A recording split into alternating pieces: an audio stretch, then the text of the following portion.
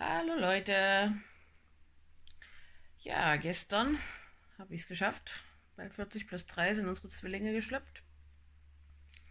Es hat sich erst überhaupt nicht angekündigt. Also bis gestern Mittag, ja, war es alles wie immer. Keine Wehen und mir ging es wieder gut. Meine Nebenhöhle hatte sich beruhigt und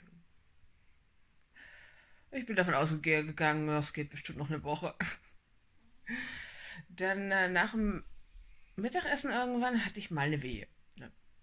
Wow. Ich habe immer schon jedes Mal, wenn ich eine Wehe hatte, gedacht, Und dann war es ja doch nichts, also. Ja.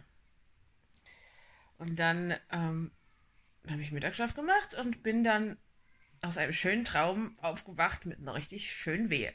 Ich dachte mir, oh. Und dann habe ich so im Halbstundentakt immer mal eine schöne Wehe gehabt. Also nicht, dass ich es veratmen musste, aber schon spürbar. Und dann gingen die Abstände so runter von einer halben Stunde auf 15 Minuten, auf 10 Minuten und pegelte sich dann so bei zwischen 3 und 5 Minuten ein. Aber nicht so, dass ich das beatmen musste oder so, aber doch, war schon kräftiger. Manchmal auch so ein bisschen. Also auf jeden Fall zum Innehalten und konzentrieren ein bisschen, aber ja.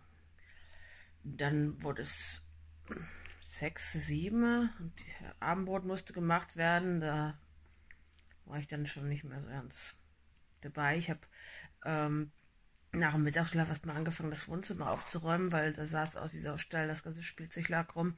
Also habe ich meine Gebärhöhle quasi vorbereitet, das ganze Spielzeug aufgeräumt und meine Geburtssachen rausgetan. Und sobald der Ball da war, sind alle Kinder haben sich drauf gestürzt. Nee, nicht alle, aber genug.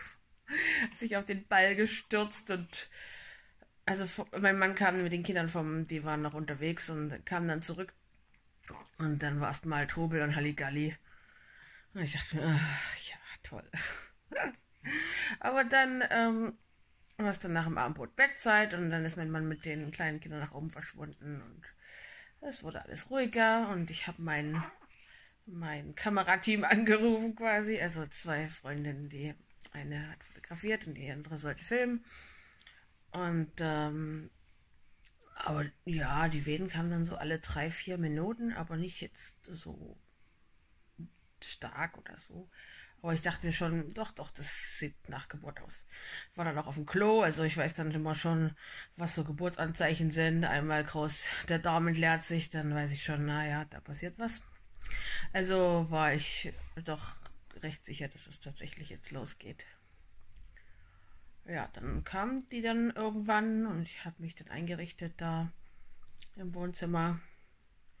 Aber diesmal, ich dachte, ich mache es wieder wie bei der letzten Geburt. Ne? Ich sitze auf dem Ball und halte mich dann an zwei Stühlen fest, weil draußen war es ja dunkel und kalt. Also nichts mit draußen Geburt. Aber diesmal war es irgendwie auf dem Ball gar nicht so gemütlich, sondern es war bequemer, über dem Ball zu hängen während der Wehe. Und das habe ich dann auch gemacht. Und das war eigentlich ganz chillig, ne? Also die Venen waren jetzt gar nicht so. Ich dachte, oh, jetzt habe ich die angerufen und jetzt müssen die ewig warten, bis hier die Geburt richtig in Gang kommt.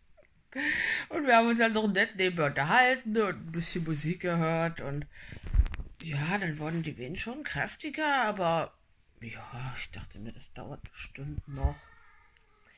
Und habe dann zwischen den Venen immer noch Facebook gecheckt. Mache ich ja jeden Abend um die Zeit, ne? Damit ich hinterherkomme mit meinen ganzen Gruppen. Also habe ich nochmal Facebook gecheckt. Und dann habe ich mich noch unterhalten mit meinen zwei Kamerafrauen, wie dass ich Pressvenia am besten im Stehen bewältigen kann, wenn ich mich so abstütze. Und während ich das so vormachte, fing dann auch schon die Presswehen an. Sehr praktisch.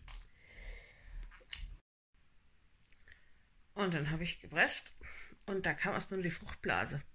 Dann ragte die Fruchtblase richtig weit raus und der Kopf war aber noch ziemlich weit oben. Ich habe dann getastet, wo ist der Kopf?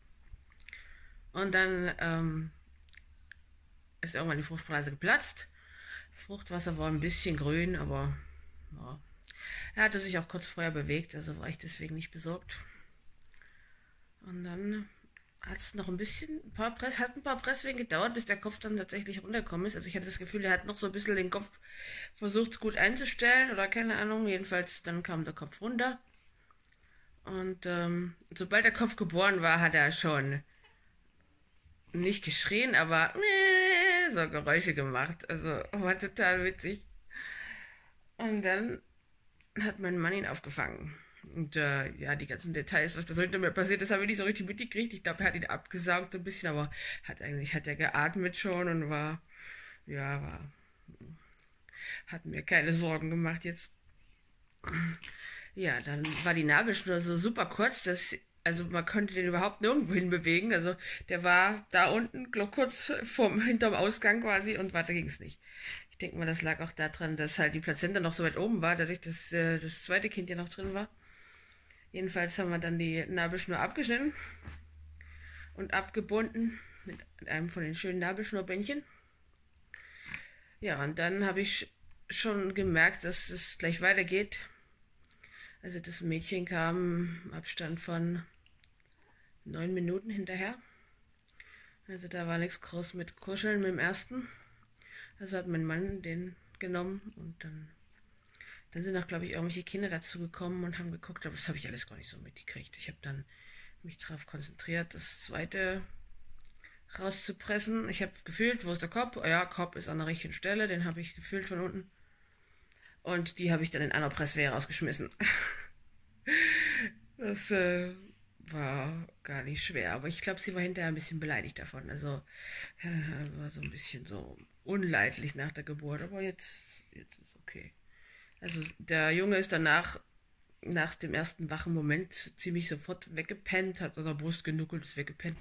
Und sie hat noch eine Weile so, fand es irgendwie doof. Ja, dann, was war dann? Dann habe ich mich halt mit denen aufs Sofa gesetzt und ach, also die Plazenta, ja, die kam gleich hinterher. Ich habe dann da mit beiden da noch auf der Isomatte da gehockt, wo ich sie geboren habe. Also das Mädchen hat auch mein Mann aufgefangen. Also mein Mann hat den Fänger gespielt. Diesmal ist keiner abgestürzt.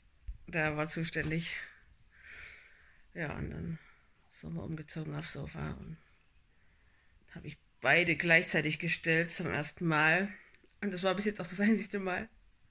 Ist recht umständlich, weil man hat keine Hand frei, um einem beim Andocken zu helfen. Und ja, die müssen dann halt selber gucken, wie sie die Brustwarze im Mund kriegen. Aber das haben sie ganz gut hingekriegt. Aber ja, ein bisschen empfindlich sind sie von der Nuckelei, aber es ist okay. Ja, der Junge, der ist halt wie gesagt klein weggeratzt. Und das Mädchen hat noch ein bisschen länger. Die war auch noch kühl, also die hatte ich ein bisschen schwierig warm zu kriegen, so gestern. Und so bis heute Nacht. Aber jetzt ist es auch warm. Also, ja, und dann haben sie noch gewogen und also beide wiegen ziemlich genau gleich. Das Mädchen 2870 und der Junge 2850 Gramm. Gemessen haben wir das jetzt noch nicht von der Länge und so. Das machen wir auch noch. Ja, dann haben wir noch aufgeräumt. Lag ja alles rum noch. Als die Fruchtblase geplatzt ist, es hat schon eine ganz schöne Überschwemmung gegeben. Und dann habe ich noch was gegessen, weil das zum Abendbrot war ich nicht mehr so richtig in der Lage, was zu essen. Da habe ich noch ein bisschen was von dem Erdbeerquark gegessen und das war's. Also habe ich danach noch in Ruhe was gegessen und die Geburtskerze brannte und es war richtig schön, denn alle waren schon im Bett, außer meine große Tochter, die hat mir noch Gesellschaft geleistet und mir geholfen zu wiegen. Ja, und dann war es dann, glaube ich, auch schon nach um 2 oder so, als wir dann ins Bett sind. Und das Mädchen war noch ein bisschen wach und kühl, aber dann habe ich es nochmal gestillt und auf mir gewärmt und dann hat sie auch geschlafen und ja.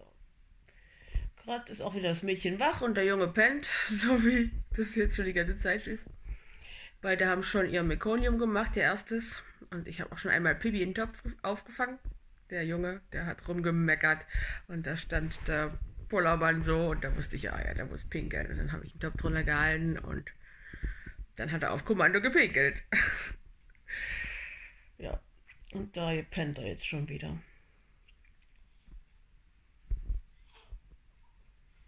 Ich zeig's euch mal. Das ist das Mädchen, das ist Sarah. Den Namen fanden wir so schön, da haben wir ihn gleich nochmal vergeben. Und die ist wach, mal wieder. Die habe ich auch gerade gewechselt. Da war gut Kacke in der Hose. Aber stillen wollte sie nicht. Sie hat nochmal Fruchtwasser so ein bisschen ausgespuckt.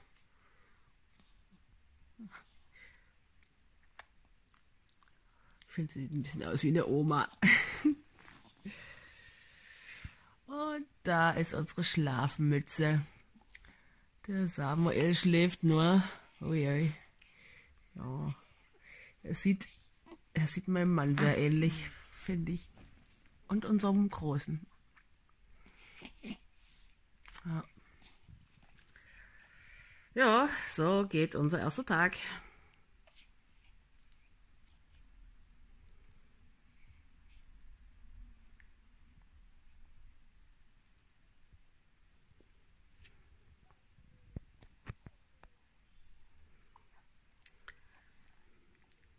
Und die Kinder waren auch schon da, also allen anderen Kinder, die belagern mich am liebsten und jeder will sie halten, natürlich. Und ja, finden sie alle sehr spannend. Meine Mutter kommt übermorgen und dann geht das hier seinen Gang und es gibt regelmäßig was zu essen. Das ist das Wichtigste. Ich glaube, ich probiere aber noch mal eine Brust da. Vielleicht will sie doch noch eine. Ja, und wie geht's mir? Eigentlich geht's mir ganz gut. Die beiden waren ja nicht so schwer und dadurch ist mein Beckenboden eigentlich auch gut damit klargekommen. Also da habe ich keine Probleme. Nur mein Bauch fehlt irgendwie. Die Bauchmuskeln, die verlieren sich im luftleeren Raum. Habe ich das Gefühl und ich laufe wie so eine Oma, weil irgendwie die Stütze fehlt.